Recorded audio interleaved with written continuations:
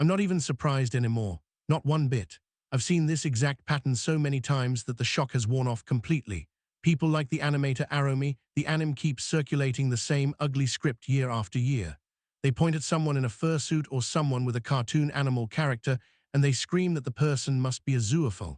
Then they treat the entire hobby like it's just a thin cover for the worst possible crime. It's lazy, it's dishonest. And it is poisonous in a way that actually drives regular people out of something they once enjoyed. There is a real difference, a clear, obvious, important difference between someone who gets sexual satisfaction from real animals and someone who likes anthropomorphic characters, art, costumes, and roleplay. One of those things is a crime and a serious moral wrong. The other is a weird creative hobby. Mixing the two together on purpose is the same cheap trick every moral panic has used forever. Take the worst fringe behavior you can find, blow it up until it looks like the whole group, and then act like ordinary people deserve to be treated as if they already committed the crime. I left the furry fandom because of people exactly like AromieTheAnim, not because the fandom itself was perfect. It never was. There are plenty of problems inside any large online community, but the constant harassment, the public threats, the open talk about how people in costumes deserve to be massacred, the endless videos and posts treating a hobby like a capital offense, all of that made the air itself feel toxic. I walked away feeling completely dead inside. Not because I suddenly realized I was some kind of monster. I walked away because the loudest voices screaming about protecting society were the same voices treating a drawing of a fox or a person in a suit like an automatic reason for violence. You can hate parts of the fandom that are actually gross. You can call out real zoophiles without any mercy at all. You can even think the whole thing is the most cringe activity on the planet. What you do not get to do is treat every single person with a fursona or a suit as if they are one bad day away from hurting an animal, and then act shocked when people notice the bloodlust sitting right under the surface of the rhetoric. Content like the series AromieTheAnim made does not help any legitimate criticism. It just pours more fuel on the exact atmosphere that makes ordinary hobbyists feel targeted simply for existing. When the main anti-content in a corner of the internet becomes detailed fantasies of walking into a convention and executing people for liking cartoon animals, it stops being edgy. It starts looking like the kind of dehumanization that has shown up before real harm in other contexts. People notice that, they feel it, and many of them quietly leave rather than keep breathing that air.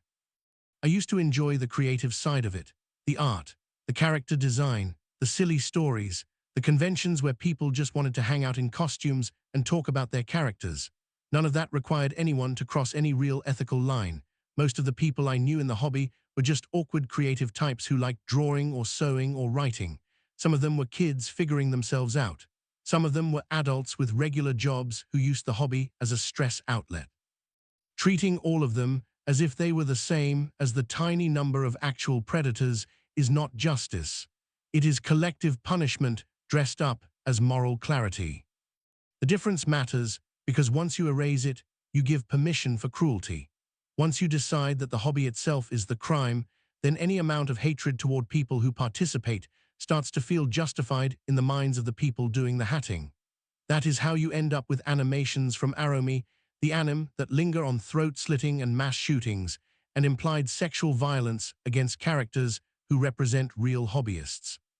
That is how you end up with comment sections full of people laughing about the idea of real conventions getting attacked.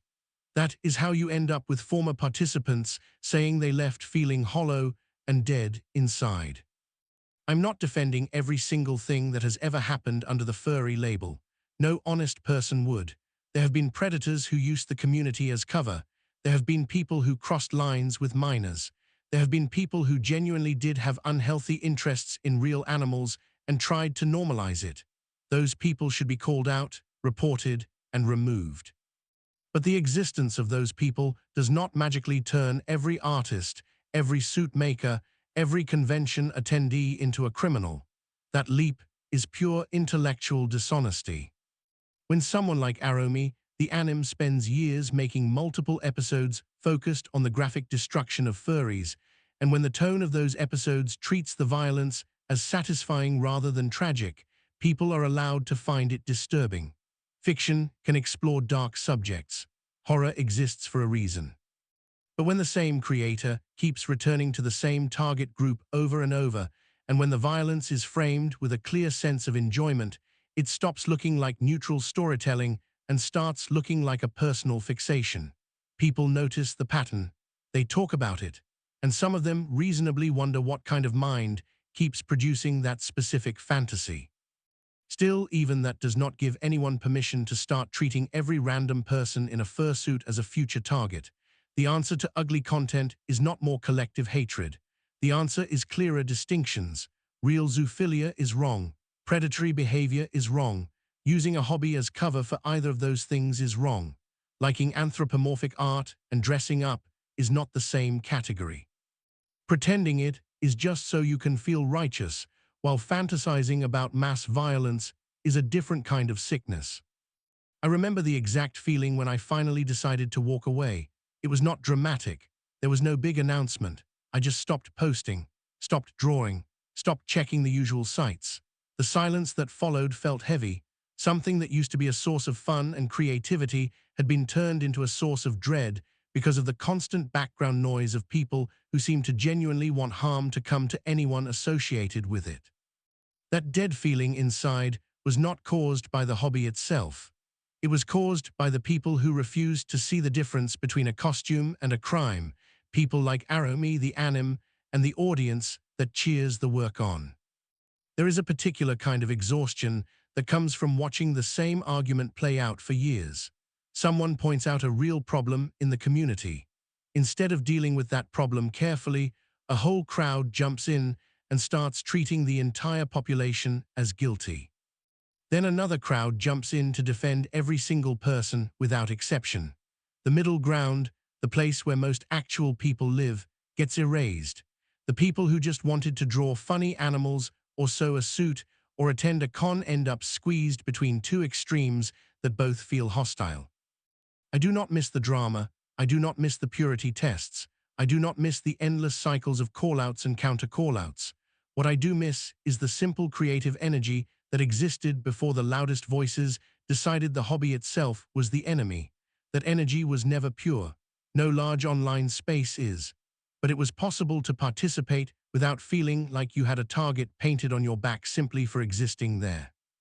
People who make content that celebrates the idea of walking into a building full of hobbyists and killing them are not performing some brave act of truth-telling. They are participating in dehumanization. They are training an audience to see a group of people as acceptable targets. Whether they ever act on it in real life is a separate question. The content itself already does damage by normalizing the idea that these people deserve that kind of violence. That is not free speech being brave. That is free speech being used to make cruelty feel entertaining. AromieTheAnim series is a clear example of that dynamic. You can criticize the furry fandom for its actual flaws without doing any of that. You can talk about the way some corners of it became overly sexualized. You can talk about the way some people refuse to deal with predators. You can talk about the way money and status sometimes warp the community. All of that is fair game. What is not fair game is collapsing every participant into the worst possible stereotype, and then producing detailed revenge fantasies against the stereotype, the way AromieTheAnim has done across multiple episodes.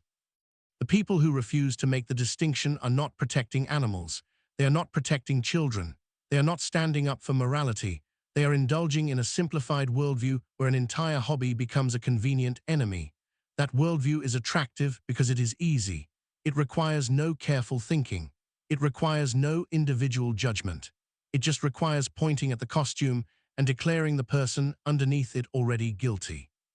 I left because I got tired of living under that kind of judgment. I got tired of watching people celebrate content that treated people like me as acceptable collateral. I got tired of the constant low-level threat that hung over any public association with the hobby. The dead feeling that followed was the natural result of realizing that a space I once found creative had been poisoned by people who preferred hatred over accuracy. People whose work looks a lot like what AromieTheAnim has been releasing.